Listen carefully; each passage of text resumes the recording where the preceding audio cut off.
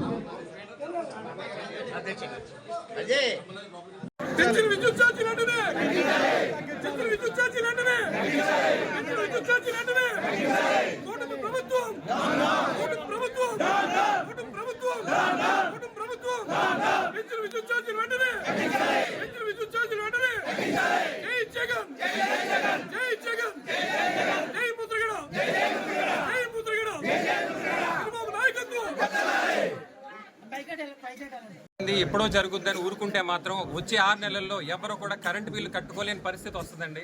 ప్రతి ఒక్కరు కదలాలి, నోరిప్పాలి, ప్రతి ఒక్కరు ఉద్యమించాలండి. మనం నోరిప్పనంతసేపు కూడా ఇలాగే జరుగుద్దండి. మనం ఖచ్చితంగా అందరూ ఏకమై అందరూ ముందుకు వెళ్తేనే ఏదైనా ప్రభుత్వం దిగి వస్తుంది. దిగి వచ్చినా సరే రాకపోయినా సరే మనం ఖచ్చితంగా ఉద్యమిద్దాం, అందరూ కలిసిమెలిసి ఉందామండి.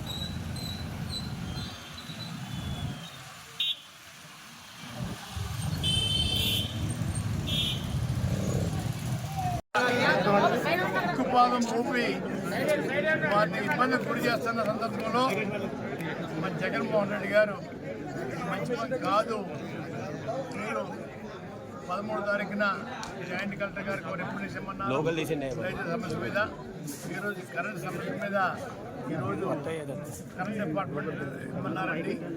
అదే మూడవది పిల్లలకి స్కూల్ ఫీజులు రీఎంబర్స్మెంట్ గురించి వచ్చి నెల 3వ తారీఖుని అర్జీ ఇమ్మన్నారు. ఆ కార్యక్రమాలు చేపట్టామండి. మన బాధలు ముఖ్యమంత్రి గారు గ్రహించి వాటి మీద వాటి పరిష్కారం కోసం వారు ఈ విధమైన ధర్నా చేయమని చెప్పారు. సుమారు 16,000 కోట్ల రూపాయలు ఈ పేదవాళ్ళ మీద ఇతర మీద ఈ కరెంటు బిల్లు మరి ఎక్కువ వేస్తూ ఉన్నారు. అది తగ్గించమని చెప్పేసి వారి యొక్క డిమాండ్ ఇది. ఆ డిమాండ్కి తగ్గ చర్యలు తీసుకోమని చెప్పారు.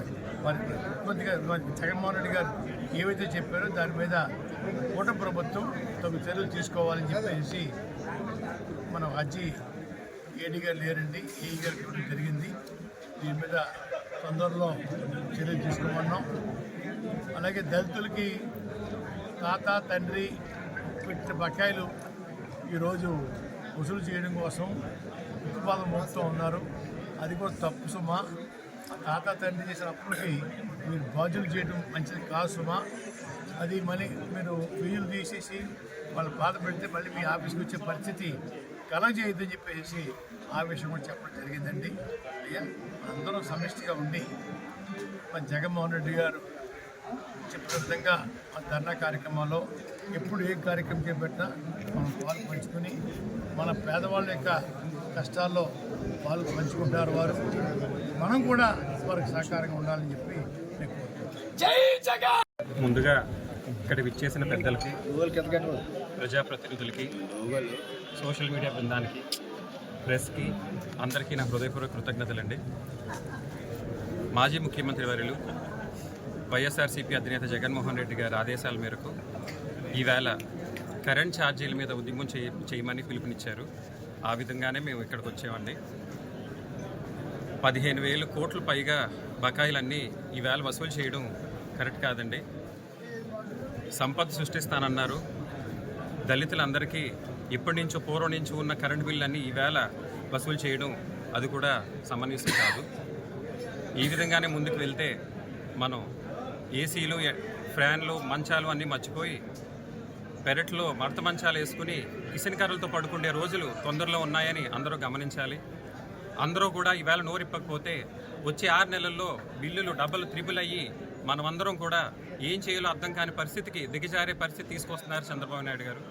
సంపద సృష్టిస్తానన్నారు.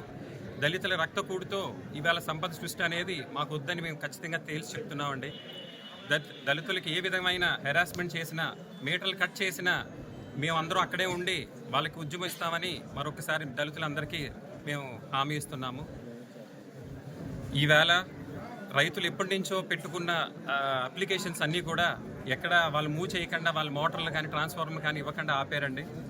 ఎప్పటి నుంచో సంవత్సరం నుంచి ఉన్న అప్లికేషన్స్ అన్నీ కూడా పెండింగ్లో పెట్టారు. కారణాలు ఏమీ లేవు. ఎప్పటి నుంచో ఎందుకు ఆపారు అనేది కూడా ఎవరికి క్లారిటీ లేదండి. అది కూడా వెంటనే తక్షణమే ప్రయారిటీ బేసిస్ మీద ఇమీడియట్గా రిలీజ్ చేయమని, వచ్చే కాలాన్ని దృష్టిలో పెట్టుకుని వాళ్ళ రైతుల సమస్యలు ఎదుర్కోకుండా ఇప్పటి నుంచే దృష్టి పెట్టమని కూడా మేము ఈగాని రిక్వెస్ట్ చేయడం జరిగిందండి. ఇంకొక విషయం, ఈవేళ మా కార్యకర్తలు మండపం నుంచి వస్తుండగా వాళ్ళ మీద చాలా దారుణంగా అటాక్ జరిగిందండి. ఇలాంటి అటాక్స్ ఏమైనా జరిగితే ప్రతి అటాక్ ఉంటుందని అందరూ సమన్వయంగా ఉండాలని కోరుకుంటున్నామండి. ప్రతి కార్యకర్తకి మరొకసారి హామీ ఇస్తున్నాం. మీకు ఎప్పుడు మా కుటుంబం అంతా మీకు అండగా ఉంటుందండి. మా పైన